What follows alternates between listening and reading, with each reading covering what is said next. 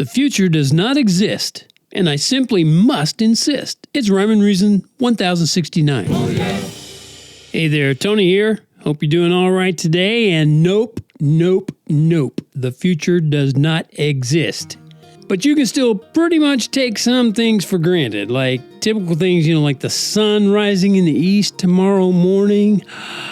But there's really no guarantee that everything will be the way it's always been. Nope, there's no guarantee about that. Just because the future does not exist doesn't mean nothing does. So there's no reason to be upset with me for saying this about the future. If I say the future does not exist, that's going to get some people riled up. They think, oh, yes, it does. Yes, it does.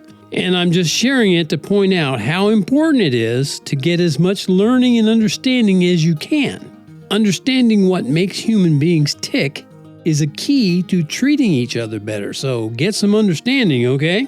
And the future, utopian or dystopian, everything you watch nowadays looks dystopian. Some people think there's a utopia coming. I believe that. It's not here right now, but I believe it's coming. Anyway, none of it exists today.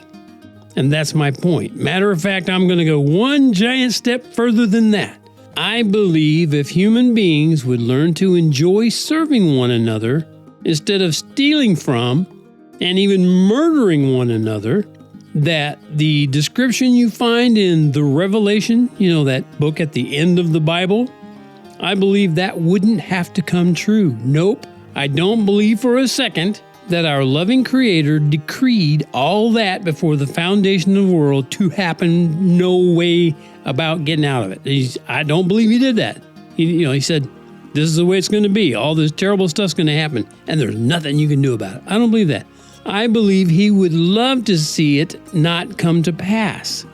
And that would take, as I said before, human beings learning to enjoy serving one another instead of looking to always be served, instead of stealing from, instead of murdering one another. What a concept, right? Being nice to each other, taking care of each other, serving each other. Yeah, He's going to do that, right? That's just, come on, that's unrealistic. Yes, it is unrealistic, but wouldn't it be great if it was real? Because then we wouldn't have to see all that terrible stuff in the Revelation. The apocalypse. We wouldn't have to see all that stuff, and that's how I see it. So am I right? Is it going to be like that? Will it be like that? Well, it's kind of like this. Will the sun rise in the morning? Will the temperature be hot? Will the sky be blue and sunny? Well, maybe. Maybe not. Will the songbirds all be singing? Will the breezes blow a lot? Will the leaves lift up their laughter? Well, maybe. Maybe not. Will some words of wisdom visit? Will the books all have a plot? Will we read some happy stories? Well, maybe. Maybe not. Will the world go on forever?